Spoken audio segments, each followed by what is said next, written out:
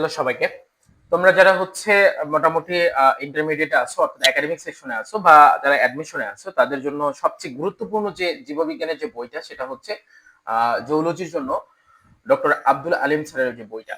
তো তোমরা বেসিক্যালি সবাই হচ্ছে গাজী আজমল স্যারের বই পড়ে থাকো। আব্দুল আলিম স্যারের গুরুত্বপূর্ণ অংশগুলো তোমরা আসলে ওইভাবে কোথাও হয়তোবা পাও না, আবার অনেকে হচ্ছে হয়তোবা পেয়েও গেছো। তো আমি আজকে আসলে আব্দুল আলিম স্যারের প্রথম অধ্যায়ের অংশগুলো আজকে আমরা দেখব, বা যে গুরুত্বপূর্ণ লাইনগুলো থাকবে সেগুলো আমরা দেখাবো। তো আসলে আমরা বেশি কথা বলবো না, কারণ আসলে একটা চ্যাপ্টার শেষ করা আমাদের জন্য অনেক সময় সাপেক্ষ ব্যাপার।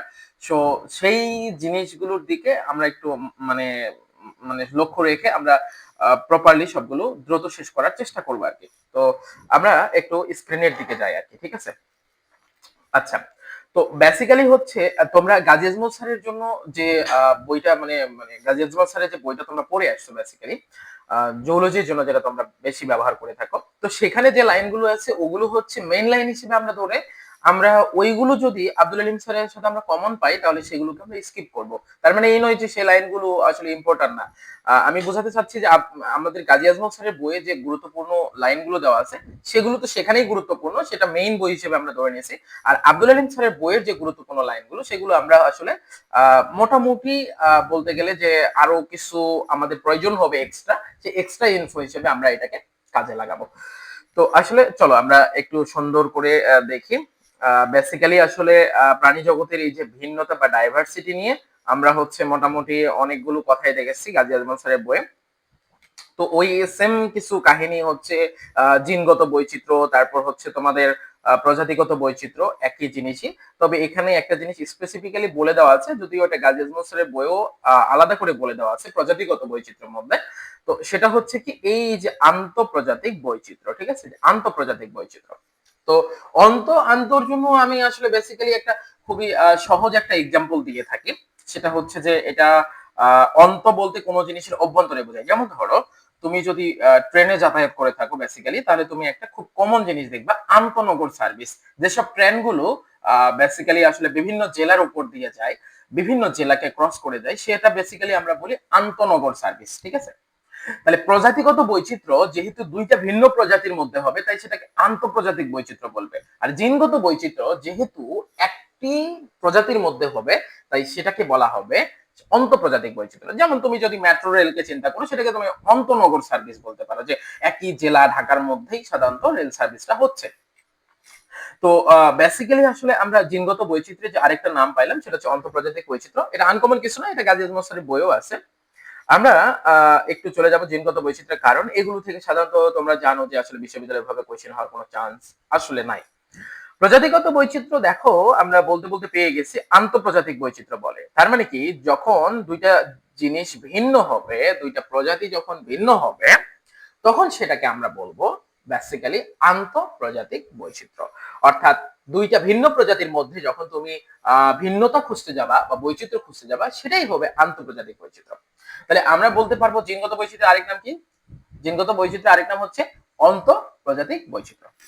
আচ্ছা, দেখছো এখানে একটা গুরুত্বপূর্ণ জিনিস দেওয়া আছে, যে কোনো প্রজাতি তার বাস্তুতন্ত্রে যে গুরুত্বপূর্ণ ভূমিকা রাখে, হ্যাঁ, যে গুরুত্বপূর্ণ ভূমিকা রাখে তাকে বলা হয় ইকোলজিক্যাল নিশ বা পরিবেশগত কুলুঙ্গি। ঠিক আছে, নামটা দেখে একটু অন্যরকম মনে হতে পারে, তাই না?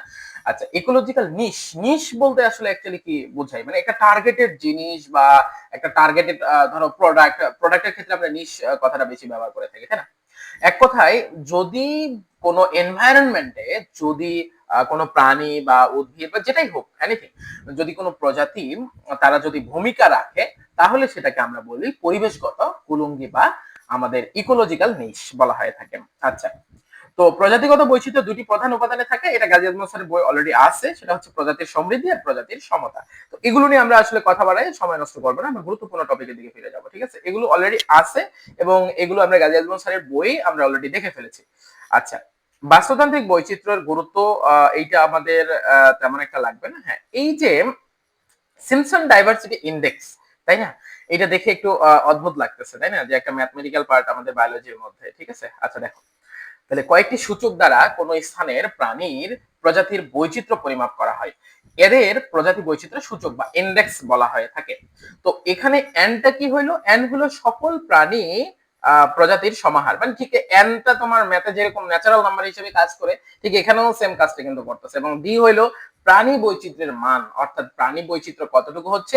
আর এন হইলো সাধারণত যে প্রজাতির কে হিসেব করে তুমি, মানে যে প্রজাতিকে ধরে তুমি বৈচিত্র্য চিন্তা করতেছো সেই প্রজাতির সংখ্যা। তার মানে বড় এন যেটা, সেটা বেসিক্যালি আসলে ওভারঅল কত প্রাণী আছে সেই সংখ্যাটা, এবং ছোট এনটা হচ্ছে যার তুমি ডাইভার্সিটি বের করতে যাচ্ছ তার সংখ্যা, এবং ডিটা হচ্ছে সেই ডাইভার্সিটির একটা মানদণ্ড বা একটা পরিমাণ। আচ্ছা, হটস্পটটা সাধারণত তোমাদের বেসিক্যালি যারা একাডেমিক আছে তাদের জন্য এটা খুবই কমন। তোমরা সবাই জানো যে একাডেমিকের জন্য এটা কেন কমন।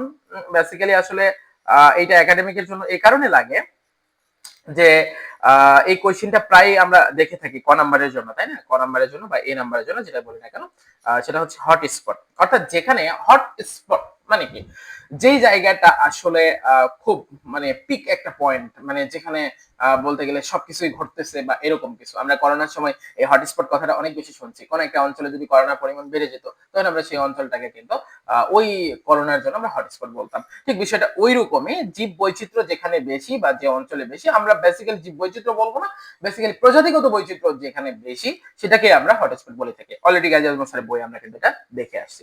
আচ্ছা, এখন যখনই প্রাণীর শ্রেণীবিন্যাস নিয়ে কথা হবে তখনই কিন্তু ক্যারোলাস লিনিয়াসের কথা অবশ্যই অবশ্যই আসবে। তাহলে আধুনিক শ্রেণীবিন্যাসের জনক, মানে শ্রেণীবিন্যাস বিদ্যার জনককে ক্যারোলাস লিনিয়াস। এই জিনিসটা আমাদের মাথায় রাখতে হবে, ক্যারোলাস লিনিয়াস। তাহলে আধুনিক শ্রেণীবিন্যাসের জনককে ক্যারোলাস লিনিয়াস। তাহলে এই জিনিসটা মাথায় রাখতে হবে আমাদের। দেখো, প্রাণীর শ্রেণীবিন্যাসের যে ভিত্তি, এখান থেকে হেডলাইন থেকে কোয়েশ্চেন আসার একটা সম্ভাবনা থাকে। কিভাবে প্রশ্ন করতে পারে, ধরো যে নিচের কোনটি প্রাণীর শ্রেণীবিন্যাসের ভিত্তি নয় বা ভিত্তি, এরকম করে প্রশ্ন করতে পারে।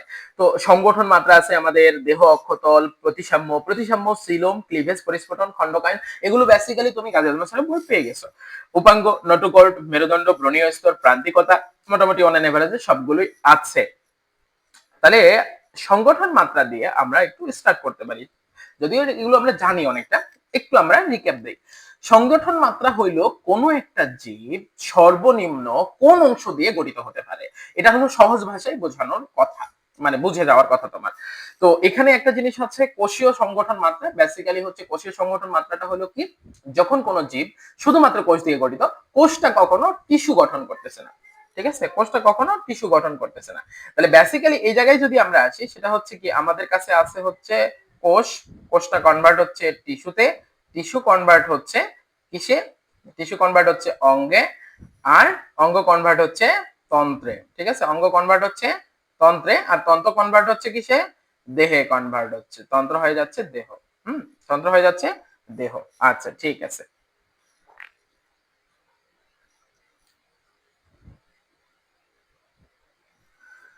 আচ্ছা, তার মানে তোমার কাছে যদি প্রশ্ন এরকম থাকে যে কোষীয় সংগঠন মাত্রা, তার মানে ভাই আসলে বিষয়টা হচ্ছে যে কোষটা কখনো তার কিন্তু কিসে কনভার্ট হবে না, টিস্যুতে কিন্তু কনভার্ট হবে না। হ্যাঁ, কোষটা কিন্তু তার টিস্যুতে কখনো কনভার্ট হবে না। আবার যদি তুমি বলো, দেখো প্রথম নামটা নিবা আর পরে যেটা গঠিত হচ্ছে সেইটা নিবা আর কি। তাহলে এখানে যদি তুমি কোষীয় সংগঠন মাত্রা বলো, তাহলে বেসিক্যালি এরকম কথাটা দাঁড়াবে যে সেইটা কোষটা কিসে কনভার্ট হচ্ছে না, টিস্যুতে কনভার্ট হচ্ছে না। আবার যদি তুমি কোষ টিস্যু বলো, তাহলে কোষটা টিস্যুতে কনভার্ট হচ্ছে, বাট টিস্যুটা অঙ্গে কনভার্ট হচ্ছে না। আবার টিস্যু অঙ্গ বললে সেম কথা, টিস্যুটা অঙ্গে রূপান্তর হচ্ছে, অঙ্গ তন্ত্রতে রূপান্তর হচ্ছে না। অঙ্গতন্ত্র বললে অঙ্গটা তন্ত্রে রূপান্তর হচ্ছে, বাট তন্ত্রটা দেহতে রূপান্তর হচ্ছে না। এখন তোমার কাছে বেসিক্যালি মনে হইতে পারে যে তন্ত্র দেহ, তাহলে কি হবে, তন্ত্রটা দেহতে রূপান্তর হচ্ছে, দেহ অন্য কিছুতে রূপান্তর হচ্ছে না। বিষয়টা আসলে এরকম, ধরো তুমি একটা রোবট নিয়ে কথা বলো, রোবটের বডিতে বিভিন্ন পার্টস থাকে আলাদা আলাদা, তাহলে এই পার্টস গুলা একত্রে তোমাকে করতে হবে, নাহলে তো তুমি একটা ফুল রোবট দিতে পারবে না। তার মানে যার বেসিক্যালি তন্ত্র আছে, অর্থাৎ যেমন তন্ত্র বলতে ধরো আমার এই হাতটা, এই হাতটা বেসিক্যালি বিভিন্ন ধরনের কাজ করছে, হাতের এই অংশ এক ধরনের কাজ করছে, এই অংশ এক ধরনের কাজ করছে। তো হোল একটা জায়গাটা, যেমন আরো সহজ করে যদি তোমাকে বলি, রেচনতন্ত্র, রেচনতন্ত্র ধরো কিডনি একটা কাজ করছে, মূত্রথলি একটা কাজ করছে, পুরো সিস্টেমটাকে একটা তুমি কিন্তু রেচনতন্ত্র বলছো। তারপরে এখানে অনেকগুলো অঙ্গ কাজ করতেছে, ঠিক রোবটের বডিটা যেরকম অনেকগুলো পার্টস এক জায়গায় থাকলে, ধরো তুমি একটা তন্ত্র বলতেছো, আমি রোবট দিয়ে উদাহরণ দিচ্ছি যাতে তোমার বুঝতে সুবিধা হয়। তাহলে ওই সবগুলো পার্টস কে তুমি আবার এক জায়গায় করে একটা বডি দিচ্ছ, বডির শেপ দিচ্ছ।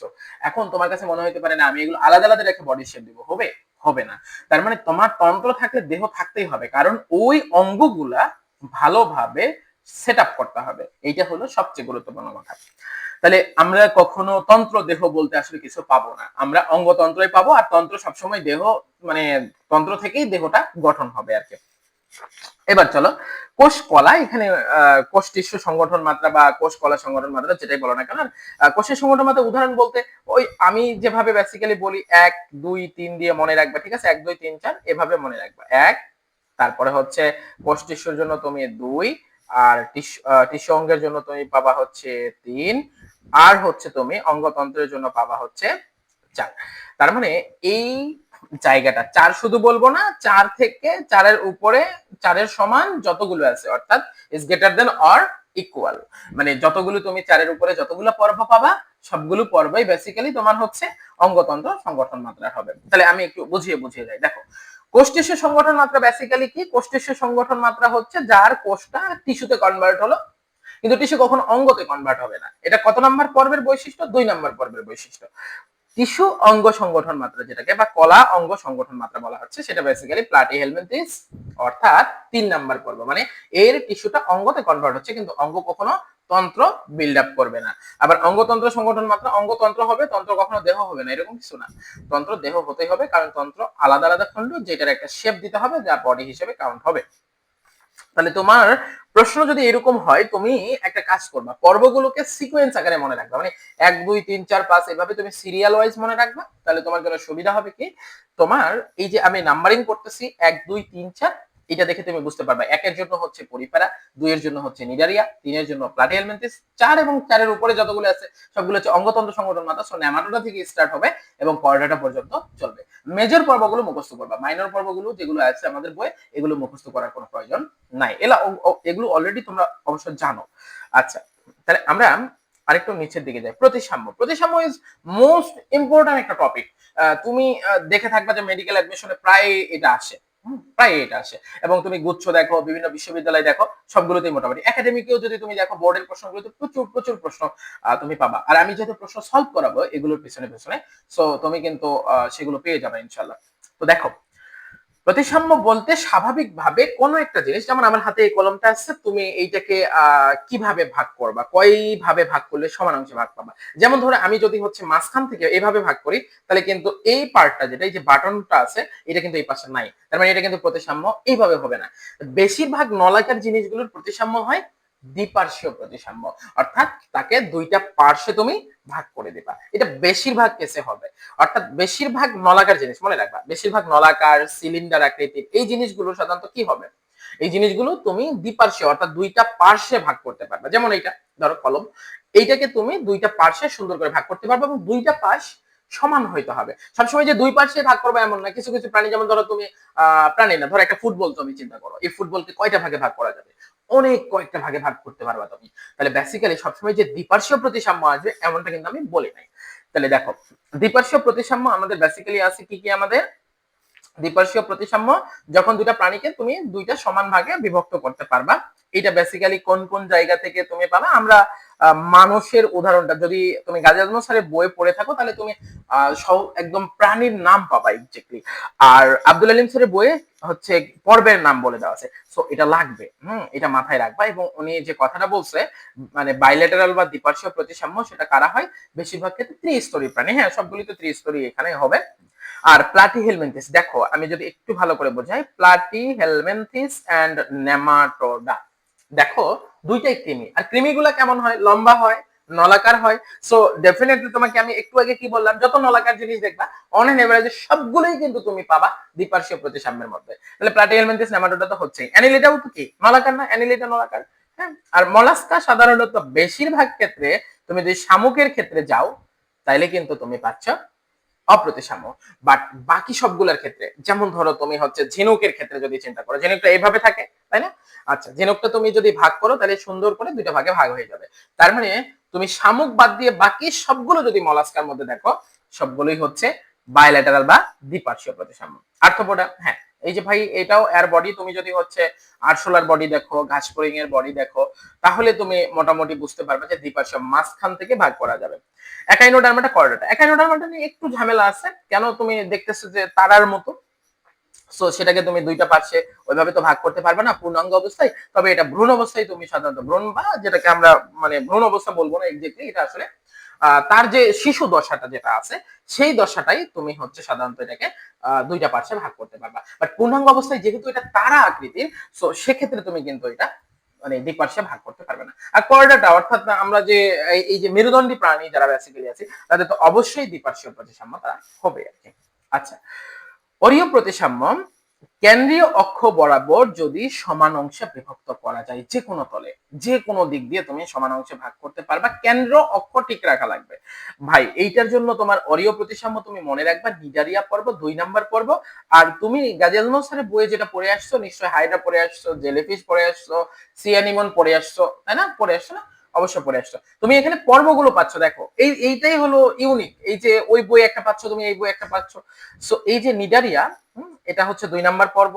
তারপর কি আছে তোমার কাছে? টিনোফোরা। টিনোফোরা হচ্ছে একটা মাইনর পর্ব, মেজর পর্বের মধ্যে কিন্তু পড়ছে না, তো মাইনর পর্ব, এই দুটো তুমি মনে রাখবা। আচ্ছা চলো, তারপরে কি আছে উদাহরণ কিছু কিন্তু সুন্দর করে দিয়ে দিছে। চতুরীয় প্রতিসাম্য, তো এইভাবে তোমার লাগবে না, যেমন হচ্ছে সমুদ্র আর্চিন, এই যে সমুদ্র তারা, তারপর হচ্ছে সমুদ্র লিলি, তো এগুলো হচ্ছে পঞ্চঅরীয় প্রতিসাম্যের মধ্যে পড়ছে। এই যে কিছু পঞ্চঅরীয় পড়ছে, কিছু চতুরীয় পড়ছে। তাহলে পঞ্চঅরীয় প্রতিসাম্যের মধ্যে তোমার মাথায় রাখতে হবে সমুদ্র তারা, ওই যে একাইনোডার্মাটার কথা তোমাকে বলা হলো, একাইনোডার্মাটা, সো ওইটা বেসিক্যালি পঞ্চঅরীয় পূর্ণাঙ্গ অবস্থায়, কারণ ওটা তারা। সো তারার যে পয়েন্টটা থাকে তুমি যদি দেখো ভালো করে লম্বা অংশগুলো, সেগুলো বেসিক্যালি 5টা থাকবে আর কি। তাহলে 5টা যদি থাকে তাহলে এই 5টা সমান অংশে তোমাকে ভাগ করতে হবে। তুমি চাইলেই একটা দিয়ে মাঝখান দিয়ে ভাগ করতে পারবে না, তাই আর এক অংশ একটা পড়ে যাবে, বা এক অংশতে 2টা পড়ে যাবে, আর এক অংশতে 3টা পড়ে যাবে, সো ঝামেলা হয়ে যাবে। এই জন্য এগুলো পঞ্চঅরীয় প্রতিসাম্য, মানে একবারেই 5 ভাগে তুমি ভাগ করতে পারতেছো। আচ্ছা, দ্বিঅরীয় প্রতিসাম্য মোস্ট ইম্পর্টেন্ট আরেকটা জায়গা পেয়ে গেছি, সেটা হচ্ছে কি ধরো এই যে টিনোফোরা, তারপর হচ্ছে অ্যানথোজোয়া, তুমি যদি গাজী আজমল স্যারের বইয়ে দেখো তাহলে দেখবে যে মৌলিকভাবে অরীয় তারপর হচ্ছে দ্বিঅরীয় প্রতিসাম্যের মধ্যে এই যে কিছু মানে টিনোফোরা নিয়ে ঝামেলা আছে, সেটা কিন্তু তুমি দেখবা, ভালো করে দেখবা, ওই জায়গা থেকে কোয়েশ্চেন আসবে। আচ্ছা, দ্বিঅরীয় বেসিক্যালি আমি যেটা বোঝানোর জন্য বলি, 90 ডিগ্রি অ্যাঙ্গেলে তুমি ধরো আমার এইটা একটা ছুরি, ছুরির মাথা, এইটা একটা ছুরির মাথা, তো আমি এটাকে একটু গ্যাপ করে কেটে দিচ্ছি, এইভাবে গ্যাপ করে কেটে দিচ্ছি যাতে এটা ভিতরে ঢোকানো যায়। এবার আমি কি করবো, ধরো একটা তরমুজ নিচ্ছি, যদিও তরমুজ গলিওর মধ্যে পড়বে, আমি এটা তোমাকে বোঝানোর জন্য এটা ব্যবহার করছি। তুমি যদি এইভাবে ব্যবহার করো তাহলে এইভাবে আঘাত করলে দেখবা 4টা সমান ভাগ তুমি কিন্তু পেয়ে গেছো। এই জিনিসটাই বেসিক্যালি দ্বিঅরীয় প্রতিসাম্য, যখন তলগুলোকে 90 ডিগ্রি রাখা হয়, 90 ডিগ্রি রাখা হয়, দেন তারপরে একবারে প্রেস করে 4টা অংশে ভাগ করা যায়। তাহলে তুমি একবারে কয়টা ভাগ পাবা? 4টা। তল কয়টা ব্যবহার করলাম? 2টা, তাহলে 2টা তলে একবারে 4টা অংশে ভাগ করে ফেলবা। এই জিনিসটার নাম হলো দ্বিঅরীয় প্রতিসাম্য। আর গোলীয় প্রতিসাম্য একটা গোলক, একটা গোলক ভাই তুমি যে কোনো দিক থেকেই কিন্তু সমান ভাগে ভাগ করতে পারবা, এটাই হচ্ছে গোলীয় প্রতিসাম্য। তো গাজী আজমল স্যারের বই সেখানে দেখবা রেডিওল আর হেলিওজ অনেকগুলো আছে, সো ওই কথাগুলো আর বারবার না বলি। দেখো অপ্রতিসাম্যের যদি যায়, যাকে কোনো ভাগে তুমি ভাগ করতে পারছো না, যেটা স্পঞ্জ তুমি পড়ে আসছো, এই যে এখানে যে নামটা দেওয়া আছে, তুমি ওখানে আপেল শামুক পড়ছো, এখানে কিন্তু নামটা দেওয়া আছে গ্যাস্ট্রোপোডা। কি দেওয়া আছে? গ্যাস্ট্রোপোডা দেওয়া আছে। তো গ্যাস্ট্রোপোডা, এই যে পা পা, গ্যাস্ট্রোপোডা আসলে পেট থেকে পায়ের বিষয়টা, এইভাবে জিনিসটা তুমি মিনিং যদি করো এরকম অনেকটা দাঁড়াবে আর কি। তো এই যে গ্যাস্ট্রোপোড, হ্যাঁ, তাহলে এই যে গ্যাস্ট্রোপোডের যে অংশটা সেটা হলো কি আমাদের এই যে শামুক, এই আপেল শামুক বা শামুক তুমি যেটাই বলো না কেন, সেটা বেসিক্যালি আসলে একটা অপ্রতিসাম্য, একে তুমি কোনোভাবে ভাগ করতে পারবে না, শামুককে ভাগ করা অসম্ভব ব্যাপার। চলো এবার যদি আমরা আসি প্রাণী জগতে প্রতিসাম্যের সুবিধা, প্রতিসাম্যের সুবিধা নিয়ে আসলে আমাদের তেমন কোনো মাথা ব্যথা নাই, আমাদের সরাসরি আমরা চলে আসবো খণ্ডকায়ন। আচ্ছা, খণ্ডকায়ন বেসিক্যালি আসলে কোন একটা জীবকে কতটুকু খণ্ডে তুমি ভাগ করতে পারছো। এই যে দেখো, এই যে ছোট ছোট খণ্ড, খণ্ড 1, খণ্ড 2, খণ্ড 3, এভাবে যদি তুমি কাউন্ট করো, ছোট ছোট খণ্ড, এবং প্রত্যেকটা খণ্ড যদি সমান হয় তাহলে তুমি তখন সেটাকে বলতে পারবা সমখণ্ডকায়ন। প্রত্যেকটা খণ্ড যদি সমান না হয় তাহলে তুমি সেটাকে বলবা অসমখণ্ডকায়ন। তাহলে এখানে এই হলো খণ্ডকায়নের বিষয়। আমাদের বডিকে খণ্ডে খণ্ডে ভাগ করা যাবে না?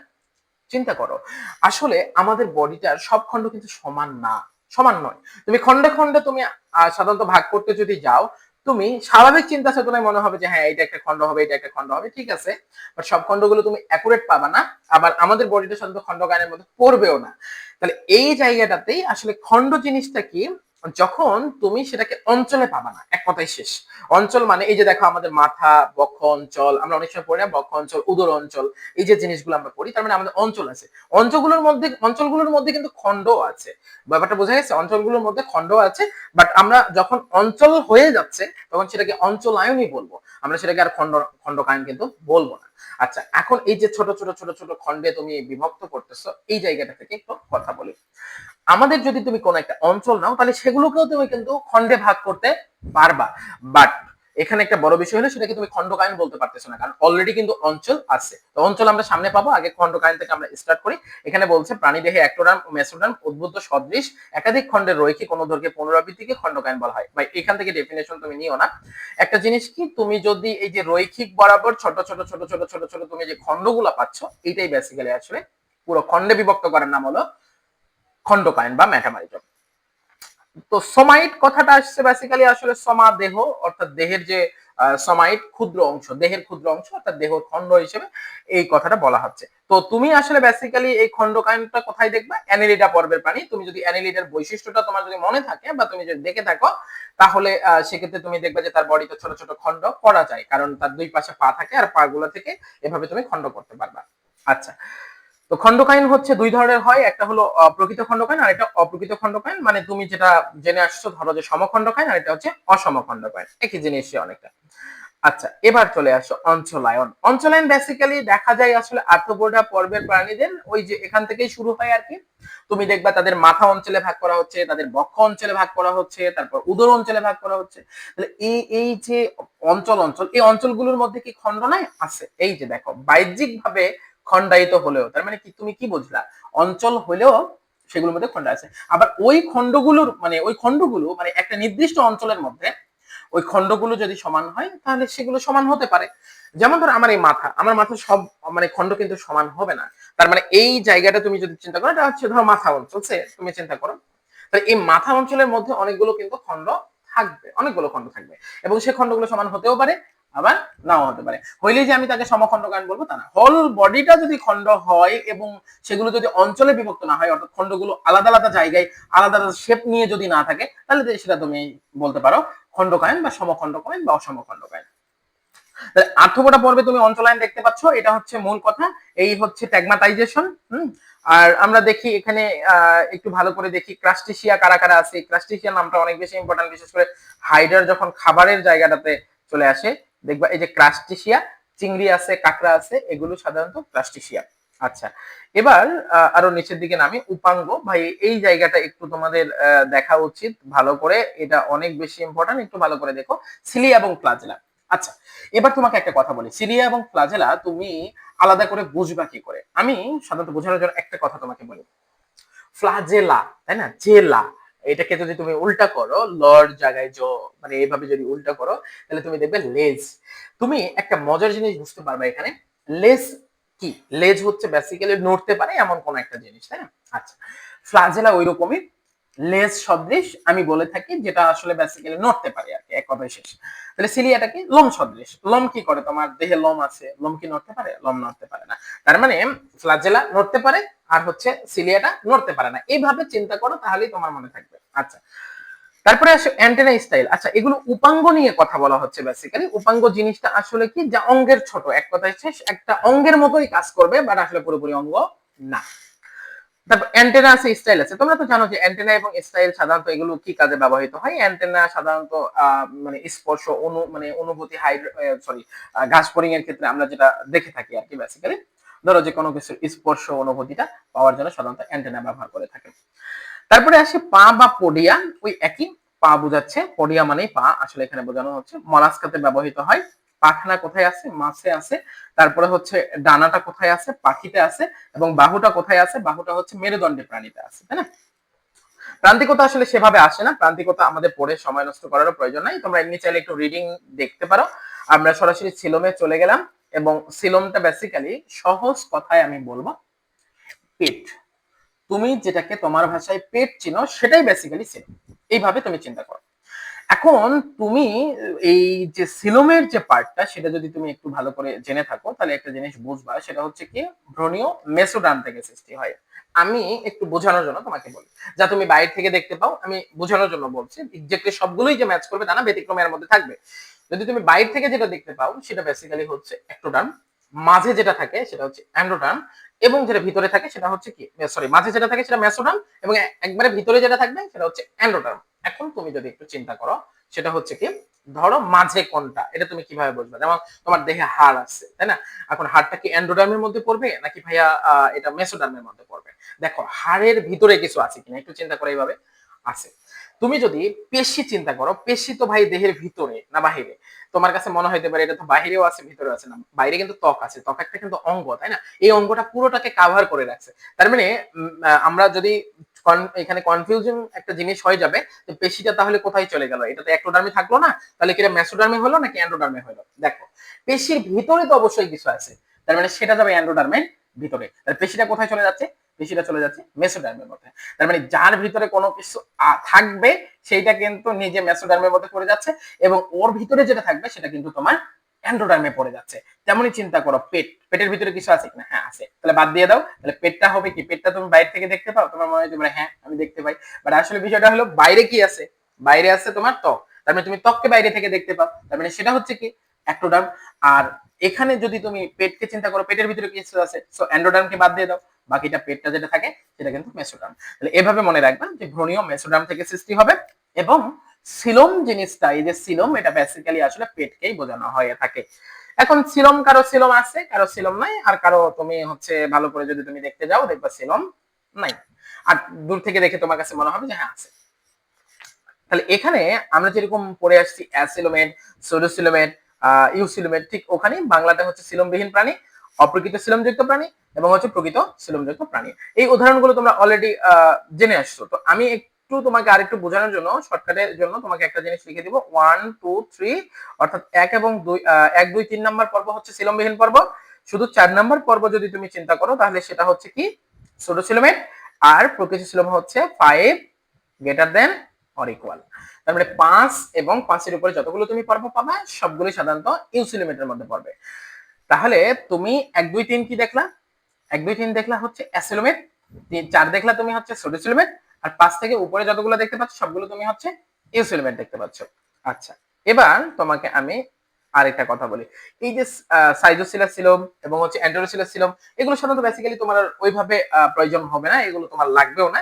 বাট দুই একটা উদাহরণ তুমি এখান থেকে সুন্দর করে দেখে নিবা। সাইজোসিলাসিলমের জন্য অ্যানিলিডা আছে, আর্থ্রোপোডা আছে, মলাস্কা আছে, আর অ্যান্টেরোসিলাস হচ্ছে সাধারণত আমাদের কি আছে, একাইডোডার্মাটা এবং হচ্ছে কর্ডাটা আছে। তাহলে এই দুইটা উদাহরণটা তুমি একটু দেখবা আর কি, এটা তেমন আহামরি অত বেশি গুরুত্বপূর্ণ না।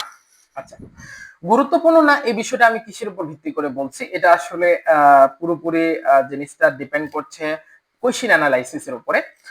কোয়েশ্চেন অ্যানালাইসিস করে আমার কাছে যেটা মনে হয়েছে যে এটা বেশি ইম্পর্টেন্ট, সো সেটা নিয়ে আমি এখানে কথা বলবো আর কি। আর ইনশাল্লাহ আশা করি তুমি এই দাগানো অংশগুলো থেকে কমন পাবে, এর বাইরে আসলে ওইভাবে আসার কোনো পসিবিলিটি নাই। ইনশাল্লাহ তুমি এটা যদি দেখো, ভিডিওটা যদি ভালোভাবে দেখো তাহলে তুমি প্রপারলি বুঝতে পারবা। দেখো একটা জিনিস, সিলোমের গুরুত্বটা কতটুকু, দেখো পেট না থাকলে কি হইতে পারে এটা তো আসলে আমাদের আর বলার আলাদা করে কিছু নাই, তাই না?